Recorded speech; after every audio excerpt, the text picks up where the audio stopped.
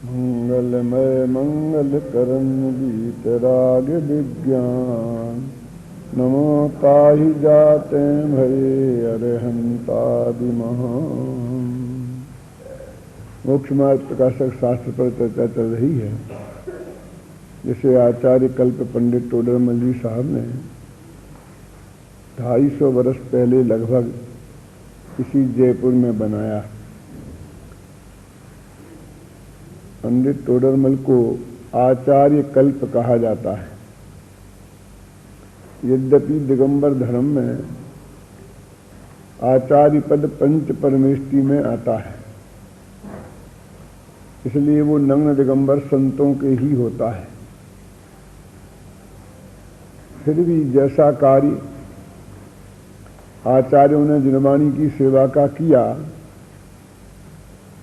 उसी प्रकार का कार्य पंडित टोडरमल ने जिनवाणी की सेवा का किया, इसलिए उन्हें आचार्य कल्प कहा गया।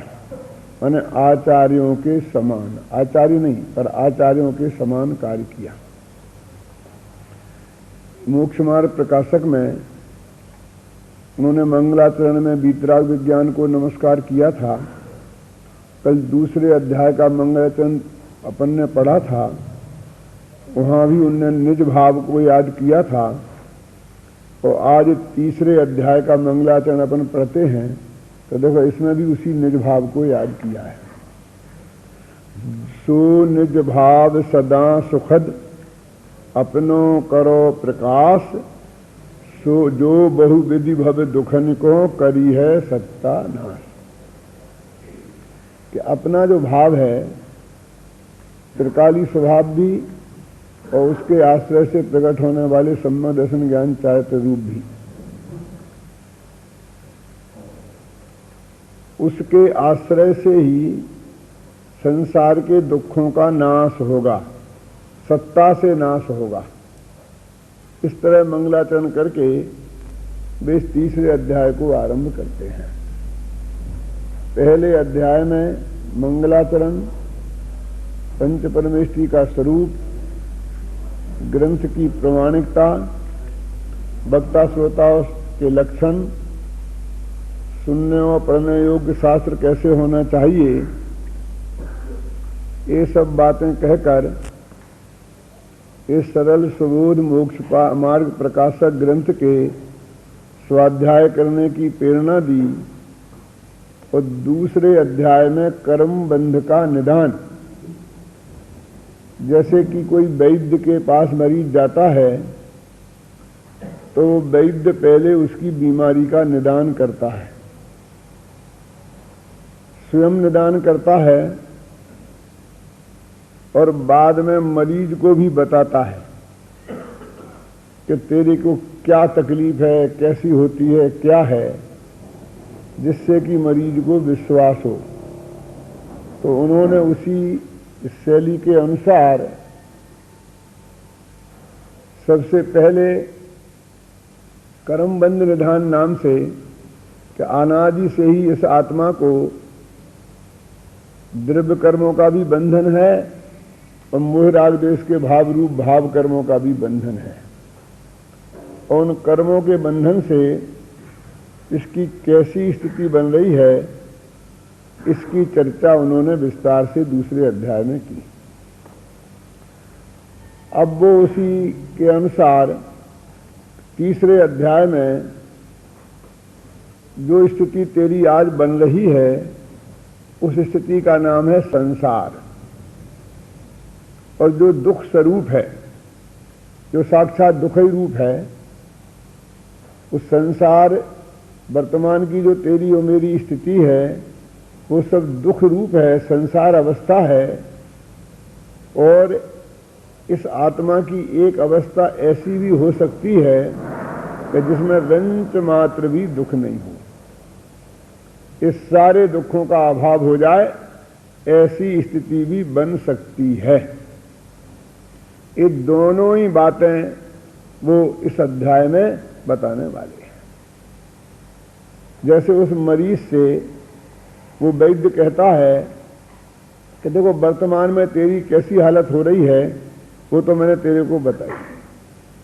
और जो कभी कभी तेरे को थोड़ा सुख सा लगता है वर्तमान अवस्था में, वो वास्तव में सुख नहीं है, कुछ दुख की कमी है, बस इतनी सी बात है।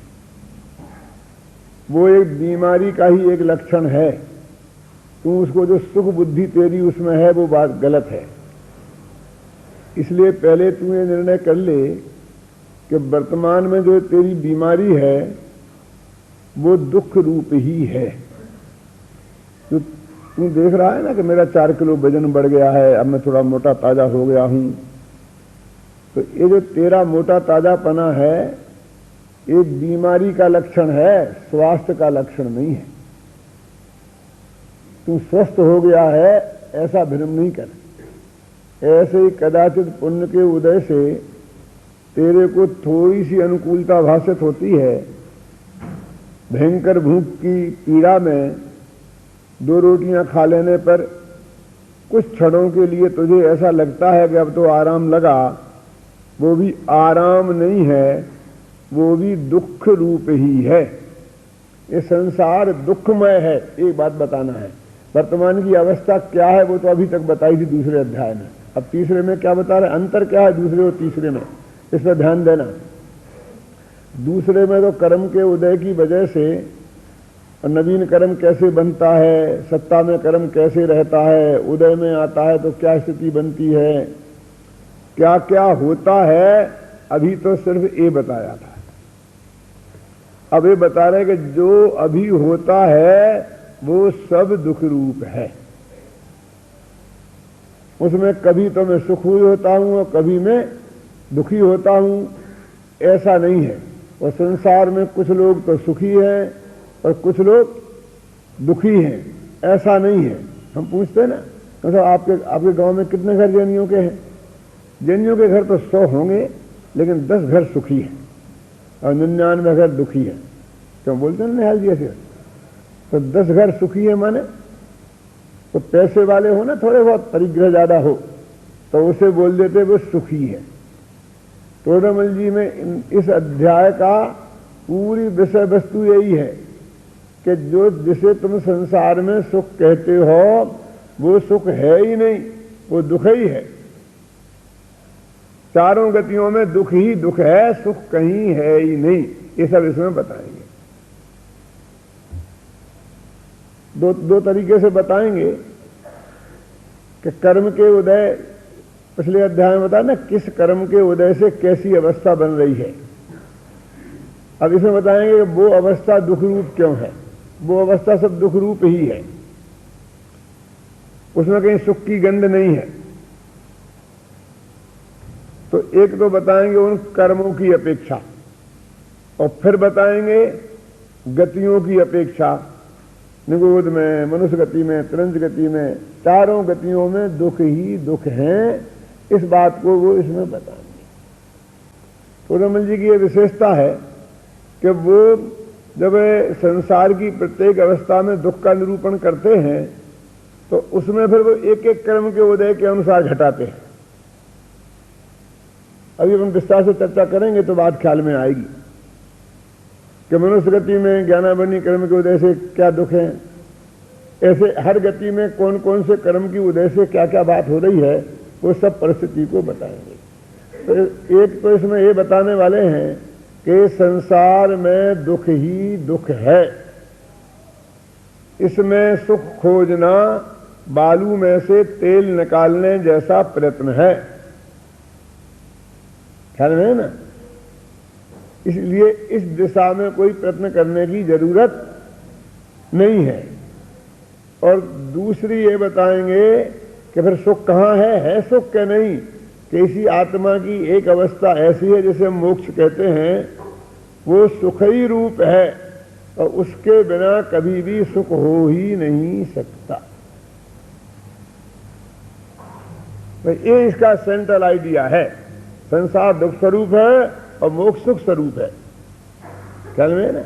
इसी अध्याय को आधार बनाकर दौलत राम जी ने 6 डाला की पहली ढाल लिखी है और उन्होंने वो चारों गतियों के दुख निगोद से शुरू करके शुरू किए हैं और देवगति तक के दुख बताए हैं, वो भी इस अध्याय का जो पहला भाग है उसका है। दूसरा भाग तो मोक्ष सुख की बात नहीं की उनने। मोक्ष सुख की बात तो तीसरी ढाल की पहली पंक्ति में की, क्या कुलता शिव माही न ताते शिव मग लाग्यो चाहिए। और इस अध्याय का भी दो पार्ट है, एक कर्म के उदय से कैसे दुखी होता है जीव, वो नहीं लिया उनने, तो चारों गतियों में कैसे दुखी है जीव, इतना पाठ छड़ाला की पहली ढाल में लिया है। यहां से बात उन्होंने शुरू की है। तो वो क्योंकि इस जगत में जीवों को ऐसा बहुत भ्रम है कि ठीक है मोक्ष तो ठीक है, जब जाएंगे जब चले जाएंगे, ये पंचम काल है, यहाँ में किसी को मोक्ष होता ही नहीं है, तो संसार में अपन ऐसा प्रयत्न करें कि संसार ही सुखी हो जाए। और इससे क्या भागने से भाग। जब मैं छोटा था ना 8-10 वर्ष का, तो मेरे मन में ऐसा रहता था कि अपने गांव में तालाब होना चाहिए बहुत अच्छा, उसमें जाके नहाएं, बढ़िया अच्छा तालाब। तालाब नहीं था हमारे गांव में। तो उस वक्त भारत आजाद हुआ था, तो प्रश्न चलता था कि जो गांव के लोग आधा श्रमदान करें तो गवर्नमेंट आधा खर्चा करके वहां तालाब बना देगी, ये बना देगी। तो हमारे गांव वालों ने बहुत प्रयत्न किया, लेकिन उसके बाद भी जो कुछ बना वो बिल्कुल नहीं बने जैसा ही था, क्योंकि उसके लिए स्रोत चाहिए ना पानी आने के, वो तो थे नहीं। कोई नाला नदी चाहिए ना, नहीं थी। तो मन में असंतोष बना ही रहा कि तालाब होना तालाब होना। तो फिर दिमाग में एक बात आई कि बेवकूफी की बात क्यों सोचते हो कि जहां हम हैं वहां तालाब बनाने की बजाय तालाब वाला गांव अच्छा लगता है, इस गांव को छोड़ के तालाब वाले गांव में बस जाओ। क्या क्यों? तो इसलिए फिर मैंने बाद में तालाब वाले ही गांव पसंद किए। जब मैं पारोली में हेडमास्टर था तो मेरे स्कूल तालाब के किनारे ही था,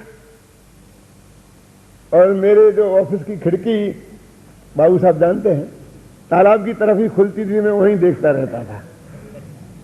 फिर बाद में बिजनेस शुरू किया तो बमीना में सिर्फ इसलिए पसंद किया कि वहां बहुत अच्छा तालाब था। तो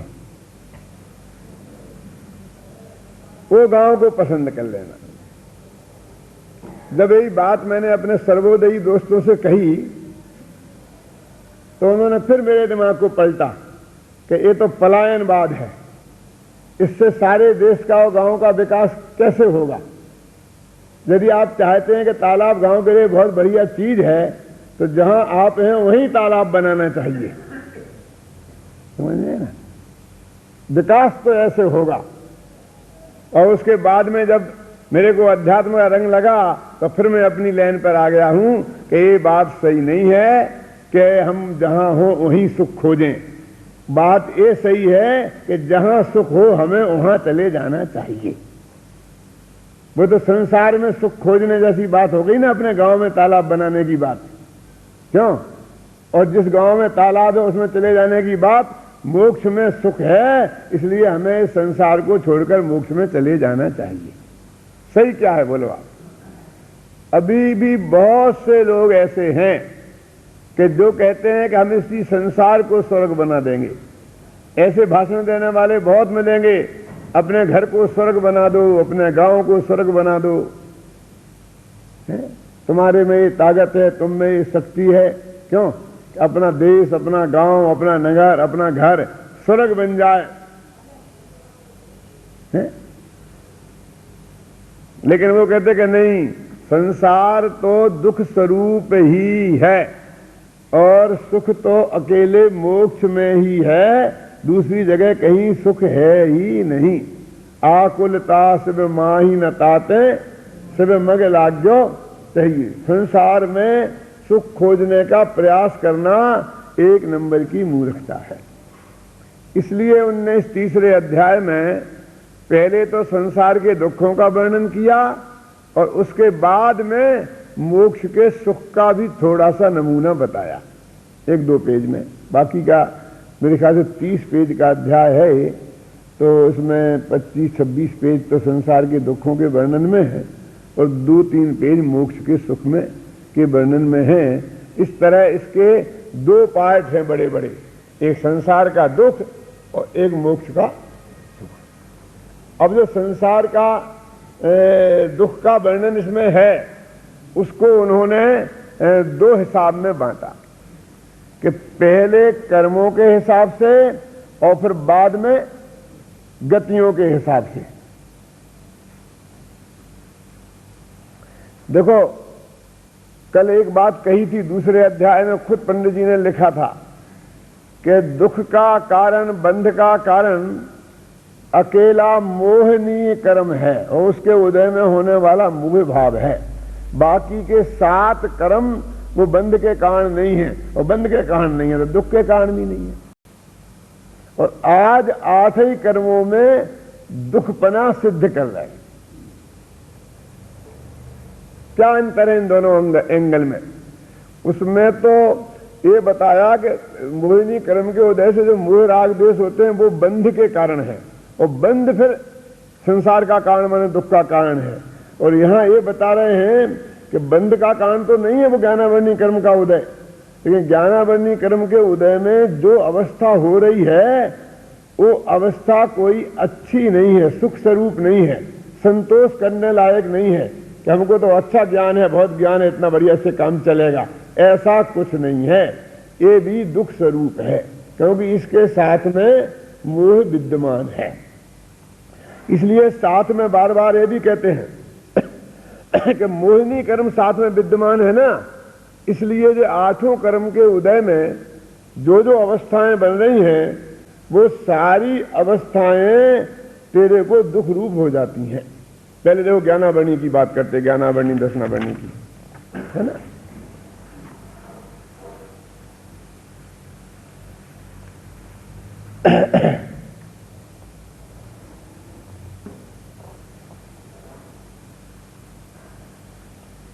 कि ज्ञानावर्ण दशनावर्णी कर्म के उदय में तो इस जीव को जो अज्ञान है, इसलिए जो स्वयं को नहीं जानता है, इसलिए वो तो अज्ञान तो दुख रूप है ही, लेकिन जो इसकी क्षोभसम रूप अवस्था प्रगट है वो इतनी पराधीन है, इतनी शर्तें उसमें लग रही हैं कि वो जानना नहीं जानने जैसा ही है। एक इंद्रियादिक की हालत तो जैसी है उसकी हम क्या चर्चा करें, थोड़ी श्रेणी पंचेंद्री में जो हम और आप लोग हैं उन्हीं की चर्चा करके यहां पर अपन विचार करते हैं कि हमको 5 इंद्रियों के माध्यम से 5 इंद्रियों के विषयों का ज्ञान होता है। सुनिए ना, 5 इंद्रियों के विषयों का ज्ञान होता है। तो वो ज्ञान कितनी मर्यादा लिए हुए है। जैसे कि आंख का उदाहरण कल दिया था कि उजेला चाहिए, चश्मा चाहिए, और फिर दूरी भी इतनी होनी चाहिए, ज्यादा दूर नहीं हो, ज्यादा पास नहीं हो, फिर वो भी बहुत स्पष्ट दिखाई नहीं देता है। इतनी शर्तें हैं तो ठीक है, जितना दिखाई देता है उतना सुख तो कहो, जितना नहीं दिखाई देता उतना दुख कह दो। तो वो कहते हैं कि उतना सुख इसलिए नहीं कि साथ में मोहिनी कर्म के उदय से इसकी इच्छाएं ऐसी हैं कि इसे सब जानना है। क्या उतने जानने में ऐसे संतोष नहीं है, वो दुखी रूप है। जानने की इच्छा तो बहुत है और जानना होता है बहुत थोड़ा, इसलिए चित्त में असंतुष्टि और आकुलता निरंतर बनी ही रहती है। देखो 47 पेज पर आप देखिए, पढ़िए। वहां इच्छा तो त्रिकाल बरती समस्त विषयों को ग्रहण करने की है। मिला? मैं सर्व का स्पर्श करूं, सर्व का स्वाद लूं, सर्व को सूंघूं, सर्व को देखूं, सबको सुनूं, सबको जानूं।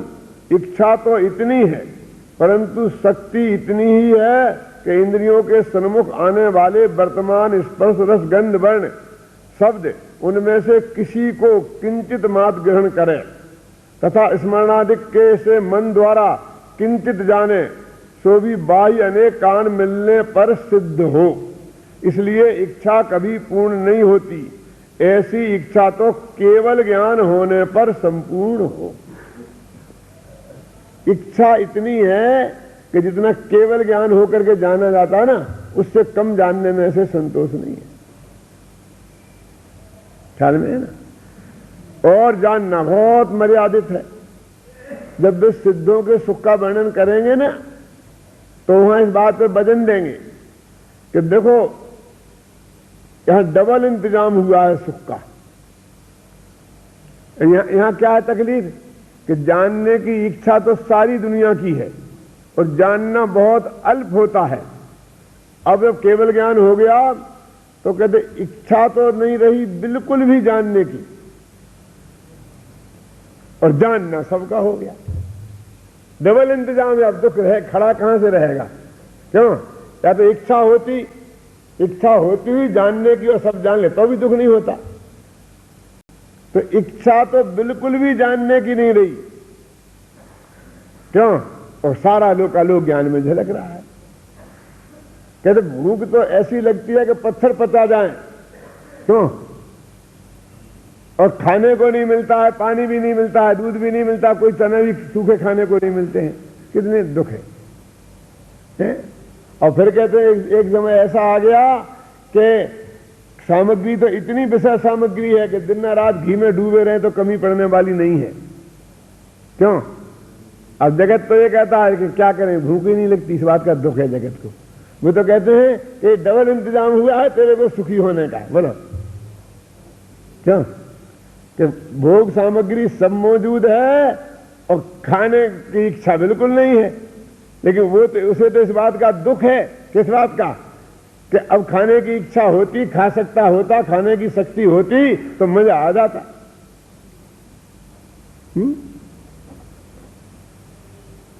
इसे संसार में सुख हो कैसे सकता है? ये वही स्थिति तुम्हें प्राप्त हो गई ना जो ज्ञान के संबंध में अरहंत भगवान को है कि जानने की इच्छा बिल्कुल नहीं है और जानने में लोकालोक आ रहा है। तो तुम्हें खाने की इच्छा बिल्कुल नहीं है और खाने के लिए सामग्री बहुत तैयार पड़ी है। कहते यही तो रोना है कि जब खा सकते थे तब सामग्री नहीं थी, जब सामग्री है तब खा नहीं सकते। अब तेरे को इसका दुख हो गया। बोलिए इस संसार में सुख हुए कैसे? जो ज्ञानावरण कर्म के उदय में अक्षयोपम में जो अवस्था है संसार में, संसारी जीवों को एक इंद्री से लेकर शनि पंचेंद्री तक, तो वो दुखई रूप है। यदि मन पर ज्ञान हो गया लेकिन ऋजुमति है तो विपुलमति क्यों नहीं? कुटिल आदमी के मन की बात मैंने क्यों नहीं जान पाई? क्यों? आप बोलिए कि पहले के जमाने में न टेलीफोन थे, न कुछ नहीं, साधन नहीं थे, न टीवी कुछ नहीं थे, और कभी पोस्ट कार्ड डाल दिया करते थे। क्यों? तो पहुंच जाता था 10-20 दिन में है। तो भी हमारा कोई इष्ट जाता था, बच्चे बाहर जाते थे, परदेश जाते थे कि नहीं कोमलतनी, तब भी तो महीना भर में चिट्ठी आ गई कि हम अच्छी तरह हैं, उसमें ही संतोष था।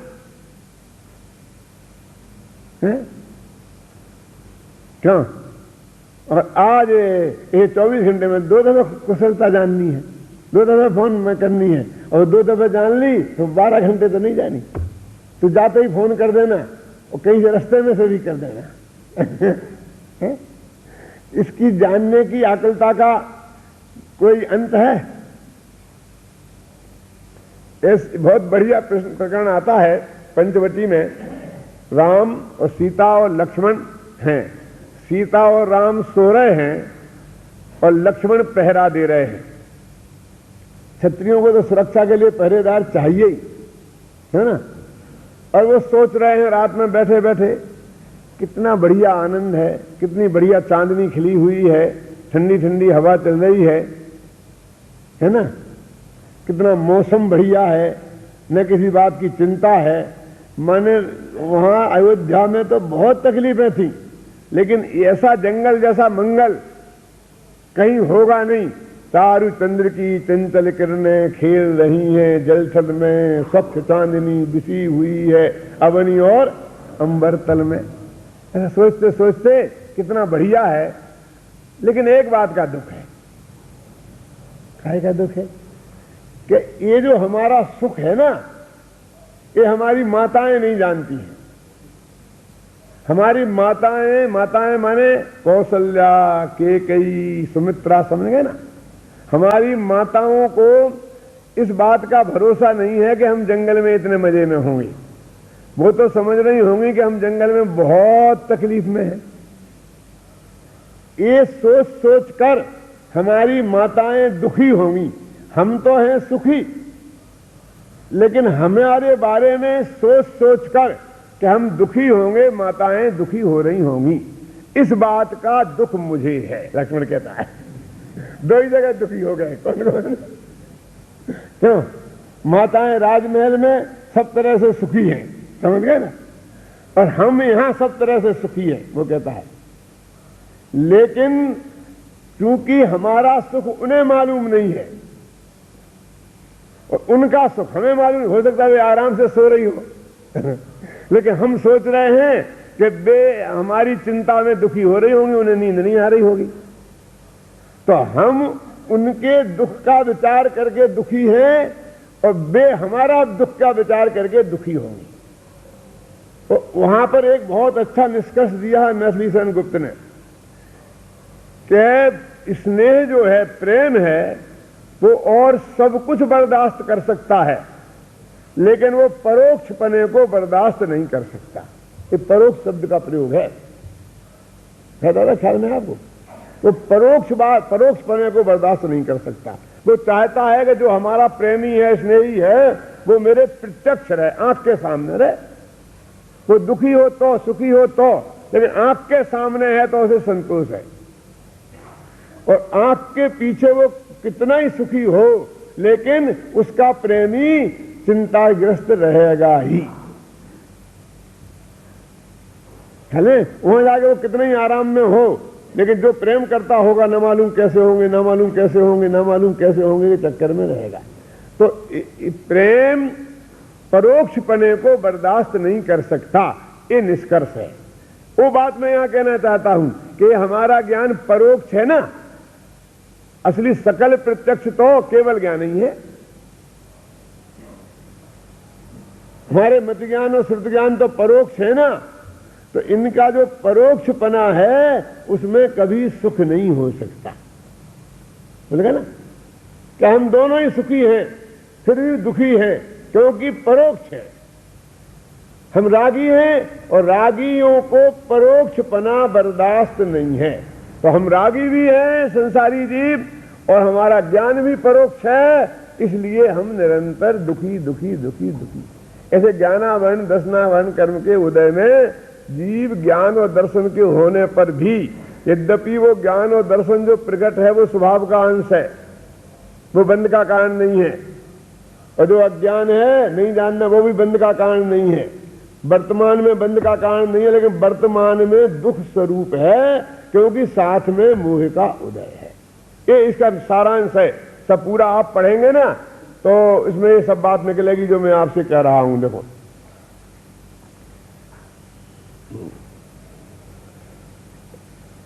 और मोह के जोर से ये जो इसका ज्ञान है, इसे और संकट में डालता है, बंद तो नहीं करता है।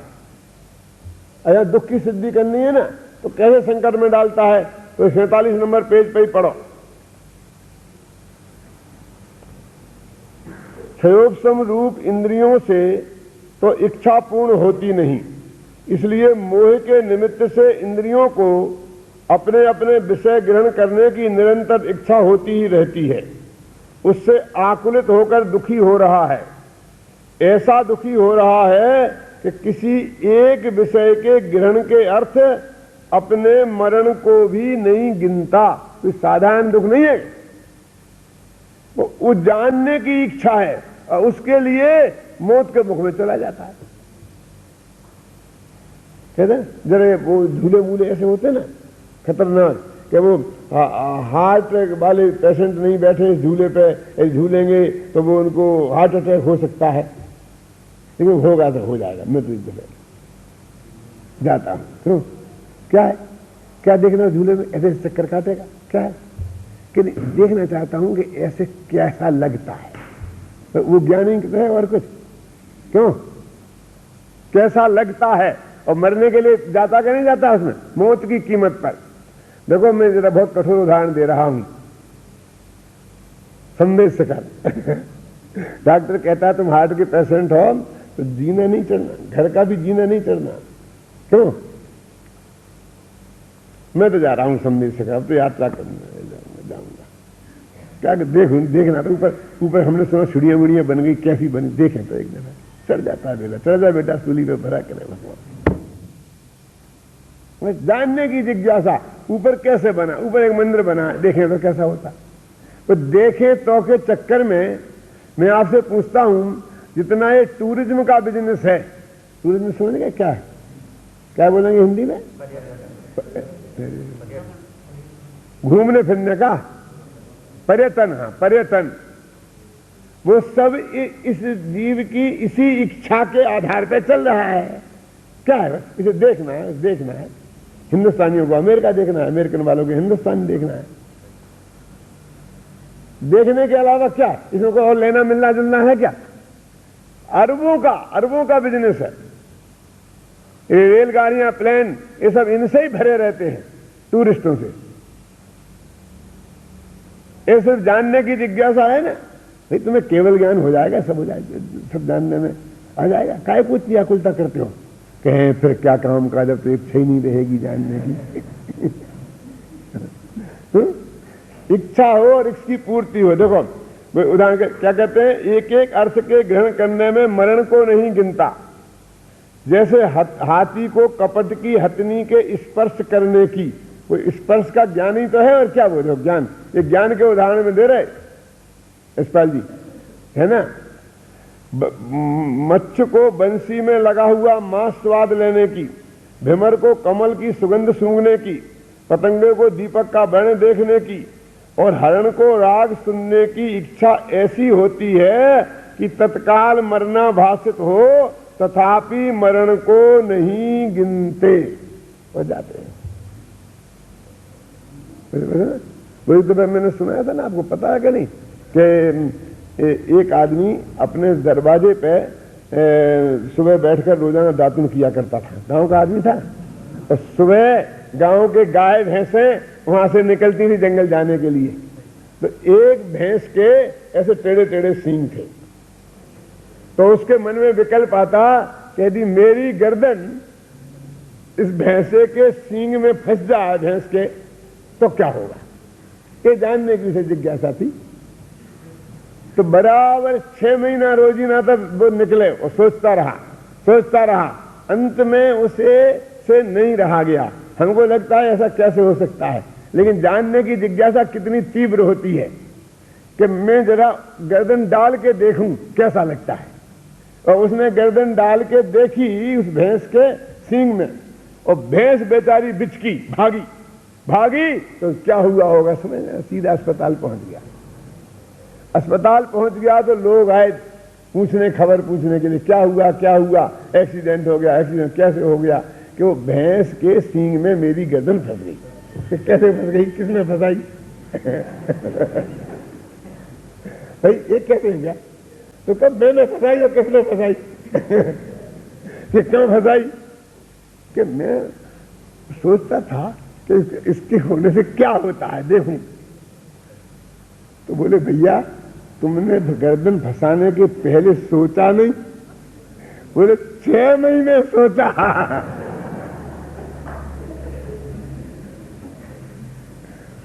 तब एक गर्दन फंसाई है, बिना सोचे समझे फंसाई थी। मैंने वो जानने की जिज्ञासा कितनी तीव्र होती है कि ऐसी मौत की कीमत पर भी वो ऐसा काम करना चाहता है। अग्नि को छू के देखना चाहता है बच्चा, काय के लिए, कैसी है देखो, कैसी तो देखो, और जल जाता है। और ये कोई उस एक बेवकूफ की बात नहीं है। कौन? जिसने वो भैंस के गर्दन फंसाई थी, ऐसा सारे संसारी जीवों की यही हालत है। जिसकी तलाक होती है उसे मुझे कहा भैया तुमने पहले नहीं सोची कि शादी करी क्या को थी तलाक लेने से? अरे बहुत सोची थी, तो पहले देख के सोच समझ के करते कि बरसों तक हमने डाइटिंग किया था, 6-6 महीने तक एक दूसरे को देखा था, तब किया था, तब गर्दन फंसाई थी। तो सब ने गर्दन ऐसी ही फंसाई है कुछ सोच सोच के। फिर संसार की लौकिक जिज्ञासा कि आखिर होए देखें तो क्या होता है, देखें तो कैसा होता है। ये टीवी में सिनेमा में इतना नंगापन दिखाते हैं तो ये कहते लूट है, लूट काहे के लिए लूट रहे? क्या है उसमें? एक फिल्म है ना, प्लास्टिक है, वहां कोई आदमी है नहीं है, लेकिन इस जगत को जो बस जानने की इच्छा, जानने की इच्छा, कुछ नहीं, बस क्या है इतना अंग दिख रहा है, ऐसे यहां होगा, ऐसा यहां होगा, ऐसा यहां होगा, कुछ फर्क है? बस थोड़ा सा नंगापन दिखा दिया तो वाह वाह वाह फिल्म बहुत चल जाती है, तो जरा से फिल्म जरा चल जाती है। फिर कहते हैं कि ऐसा ही तो क्यों, ये क्यों चल जाती है? करोड़ों रुपया अरबों रुपया वो नंगेपन पे क्यों बह जाता है? आप बताओ मुझे। ये टोडामल जी कहते हैं कि ये जो ज्ञानाबंदी क्रम के उदय से संसार में होने वाले दुख का स्वरूप है। अभी अपन एक एक में इतने विस्तार में जाएंगे तो बहुत समय लगेगा। क्यों? ऐसे ज्ञानाबंद, दशनाबंद, वेदनी कर्म जो है वो तो भाई साहब साता और असाता का ही नाम है, अनुकूल सामग्री और प्रतिकूल सामग्री का ही नाम है। इसलिए उसमें तो कोई ज्यादा सिद्ध करने की बात है नहीं, सहज बात है। और मोहिनी कर्म के उदय से, खासकर दर्शन मोहिनी कर्म के उदय से, ये सारे जगत में अपनापन स्थापित कर लेता है। जो इसके जानने में आता है सो अपना। कैसी खोटी आदत है। यानी पर में अपनापन स्थापित होना उसका एक काम है दर्शन मोहिनी कर्म, माने मिथ्यात्व। मिथ्या तो मिथ्यात्व में क्या होता है कि जो इसके ज्ञान में आया वो अपना, क्योंकि जो ज्ञान में नहीं आया उसमें तो अपनापन कैसे स्थापित करे? ये तो इसकी मजबूरी है कि वो आ गया होता तो उसमें भी ये कर लेता। और इसी को गे आकार ज्ञान का परिणमन करते हैं, कहते हैं जो मिथ्या दृष्टि का, सम्य दृष्टि की बात नहीं। माने जो पदार्थ इसके जानने में आया पर उसमें जो अपनापन अथवा उसमें दो हिस्से कर देता है कि ये मेरा और ये पर आया। वो पर दो पर, जो पर पदार्थ है और वो अपना तो है नहीं, उसका परिणमन अपने अनुसार तो होने वाला है ही नहीं। तो बस फिर इसकी पागल की भांति उदाहरण दिया है इसमें कि जैसे वो एक चौराहे पर पागल रहता है, चौराहे नहीं पड़ाव, गांव से जो मंडी होती है ना अनाज बेचने की मंडियां, तो गांव वाले बैलगाड़ी में माल भर भर करके मंडियों में लाते हैं। तो कोई 10 मील से, कोई 20 मील से, तो शाम को चल देते हैं और रात के 9-10 बजे 12 बजे तक चलते हैं। फिर 2-4 घंटे वो आराम करते हैं कहीं और फिर जाकर सुबह चल करके मंडी में पहुंच जाते हैं। तो जगह जगह वो ऐसे पड़ाव होते हैं कि जहां वो लोग इकट्ठे आकर के आराम करते हैं।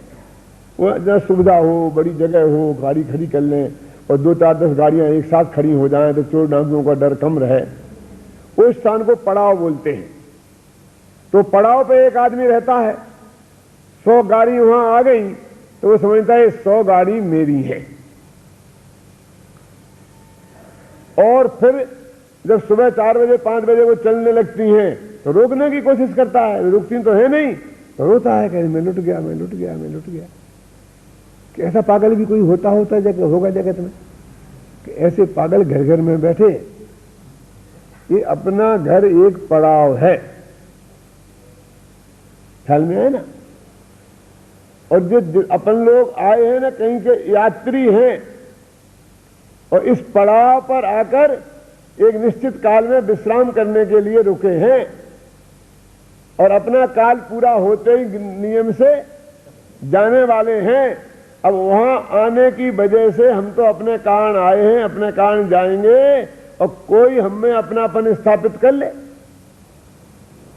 है ना, तो उसके दुखी होने के अलावा कोई रास्ता नहीं है ना।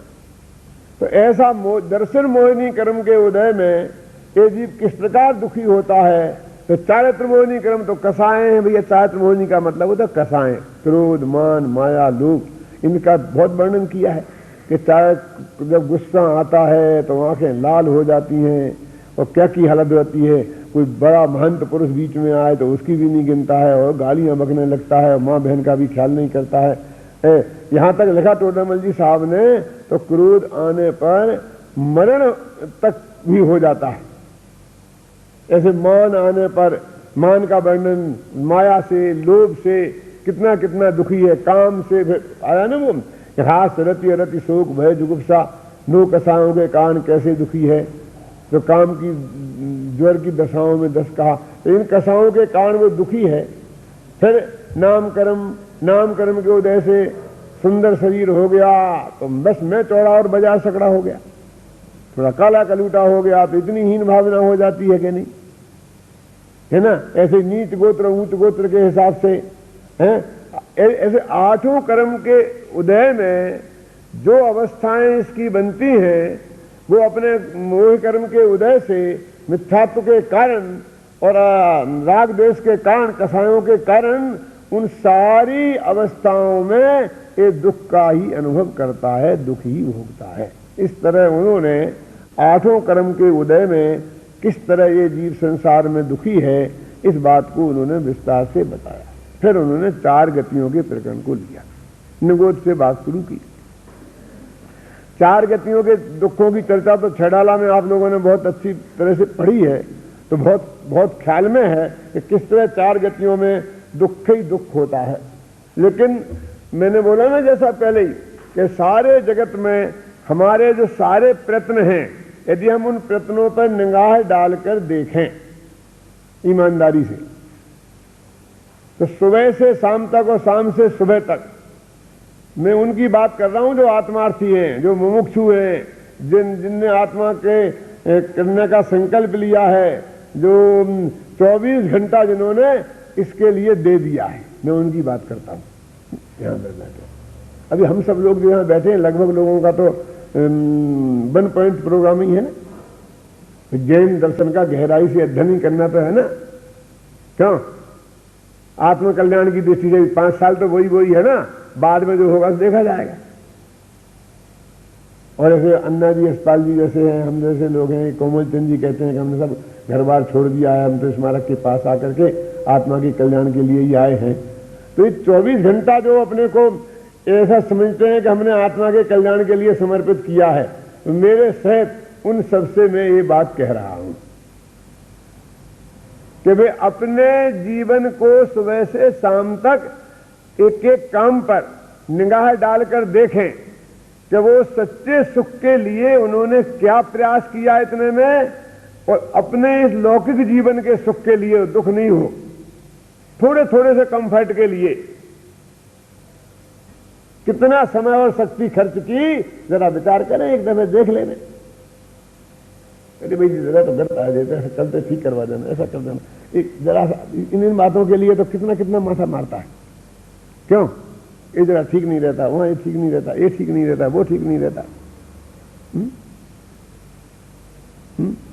आज लाइट चली गई, आज नल में पानी नहीं आ रहा, आज इसमें नहीं आ रहा, ये नहीं हो रहा, लेटर में, बाथरूम में, क्यों क्यों क्यों जिंदगी, गाड़ी में ये गड़बड़ हो रही, ये हो रही, वो हो रही। ये सारे लौकिक सुविधाओं के लिए है ना, कितना हमारा एफर्ट रहता है। मैं तो सब्जी खरीदने खुद जाता हूं, मुझे दूसरे की सब्जी खरीदनी पसंद ही नहीं आती। तो 2 घंटे लगते हैं, लग जाते हैं, लेकिन मैं तो जाता हूं खुद।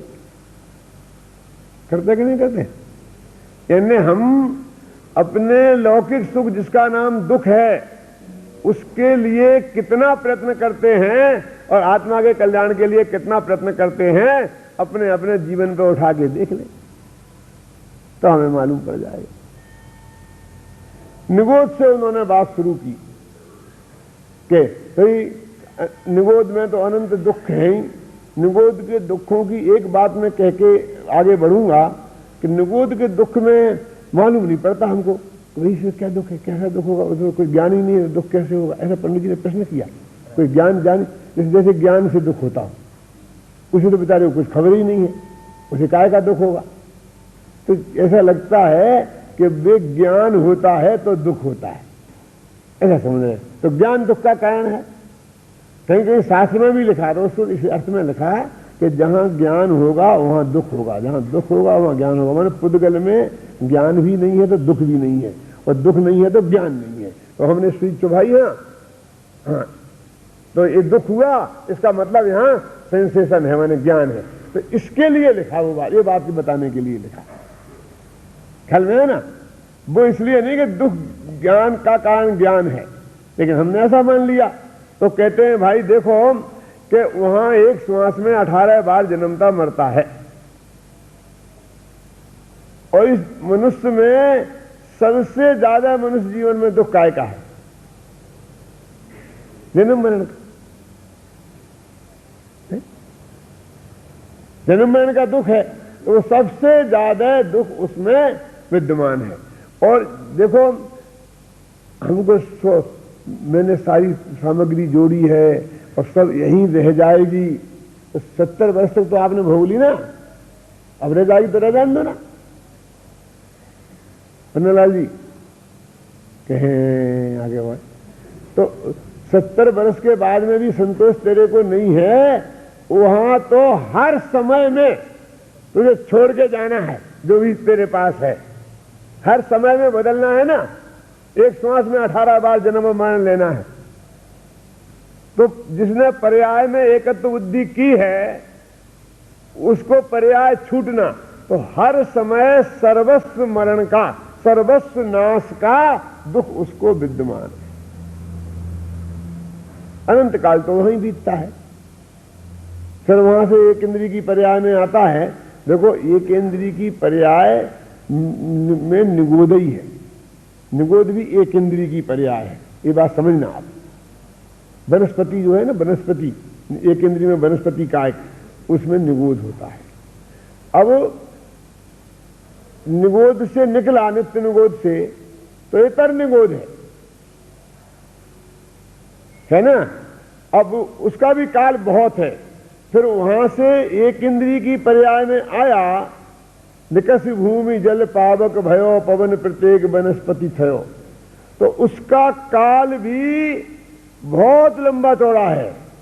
इसमें लिखा चोटामल जी साहब ने कि उसमें भी अनंत सागर हो जाते, कितने सागर ऐसा लिखा है, बहुत काल है। फिर तिस पर्याय में आया, 2 इंद्री 3 इंद्री 4 इंद्री 5 इंद्री ट्रेंच में, तो उसका 2000 सागर है। अब ये कीड़े मकोड़ों के दुख तो हमें साक्षात दिखाई देते ही हैं, 2 इंद्री के 3 इंद्री के, है ना। त्रिंचों के दुख जिसे अपन बोलते हैं ना, इस त्रिंच गति में सबसे ज्यादा दुख है, क्योंकि निगोद भी त्रिंच गति में शामिल है। 2 इंद्री के 3 इंद्री के 4 इंद्री के 5 असैनी के, इनके जो अनंत दुख है, अनंत काल तो इसमें जाता है। तो यहां सब दुख ही दुख है, सब लोग इसको जानते हैं। तो नरक के दुखों का वर्णन है कि 3 लोग को नाज जू खाए, मिटे न भूख कणा न लहाए। देखो भैया 3 लोक में कोई अनाज पैदा नहीं होता है, अनाज तो अकेला मध्य लोक में होता है। तो कल्पना करके समझाने के लिए कल्पना की है। और खाए, कोई खाएगा नहीं क्योंकि उसे मिलना ही नहीं है। इतना बड़ा पेट कहां से होगा 3 लोग का खाए, अनाज खा जाए, शरीर तो इतना बड़ा चाहिए कि नहीं। मतलब इतनी आकुलता है कि 3 लोग का अनाज होवे और खावे तो भूख ना मिटे। सिर्फ अंदाज कराने के लिए आपको उन्होंने ऐसा बताया कहा है ना।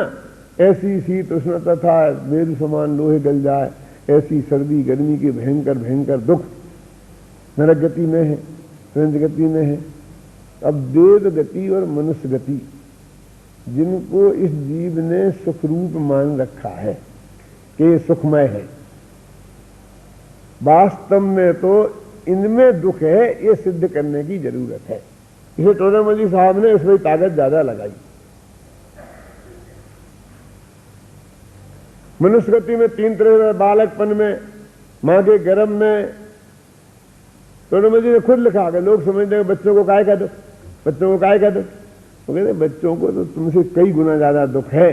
क्यों? कि वो अपनी इच्छा व्यक्त नहीं कर सकते हैं, बोल नहीं सकते हैं, और बोल भी दे तो तुम कौन सी इच्छा उसकी पूरी कर देते हो? क्या क्या इच्छाएं पूरी कर सकते हो? वो दो चांटा और देते हो है ना। आज में तक संबूढ़ापनो, ये मनुष्य गति के दुखी दुख बताया, उन्हें सुख कहीं नहीं बताया। और देव गति में भी उन्होंने 90 गृहवेग तक 31 सागर की आयु तक की बात करी, क्योंकि वो उसके बाद तो सम्यदृष्टि धर्मात्मा ही जाते हैं। सम्यदृष्टि धर्मात्मा तो नरक में भी सुखी है, समकित सहित नरक का बासा, तो उनके भी दुख ही दुख है। तो देखो सबसे बड़ा दुख तो जो नीचे के पहले दूसरे स्वर्ग वगैरह है ना, तो उनमें छोटे बड़ेपन का है, सुनिए ना, छोटे बड़ेपन का है। अभी एक देव है वो इंद्र बना है, और जो ऐरावत हाथी आता है ना, वो भी देवई गति का देव है, वो त्रंच गति का ऐरावत हाथी नहीं है। तो देव को ऐरावत हाथी बनना पड़ता है। बोलो है? अभी ऐसा करें, अपने एक बोली लगाएं कि जो ये बोली लेगा वो तो इंद्र बनेगा, और एक दूसरी बोली लगाएं कि वो ऐरावत बनेगा। वो ऐसा पीठ पे बैठा करके उसको ले जाना पड़ेगा। बोलो कौन लेगा ऐरावत की बोली? है? है? और जितने में बोली इंद्र की जाएगी उसका आधा पैसा उसे दिया जाएगा जो ऐरावत बनेगा। तो अभी कहेगा मुझे नहीं बनना है ऐरावत।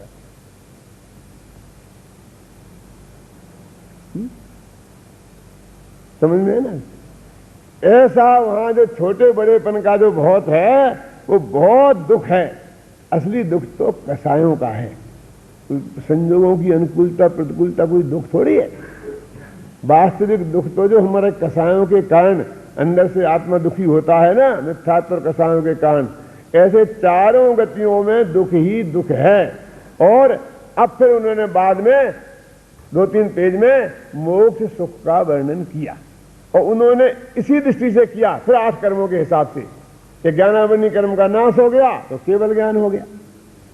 जानने में तो सारा लोकालोक आ रहा है, और जानने की इच्छा बिल्कुल भी नहीं है, इसे दुख होने का सवाल नहीं। देखने में लोकालोक आ रहा है, और देखने की इच्छा बिल्कुल नहीं है। साता बेदनी में जो अनुकूलता प्रतिकूलता संयोग हो रहे थे वो है ही नहीं। अब्दाबाद सुख प्रकट हो गया है, ख्याल में ना। ऐसे नीच गोत्र ऊंच गोत्र नहीं रहा, नाम कर्म नहीं रहा।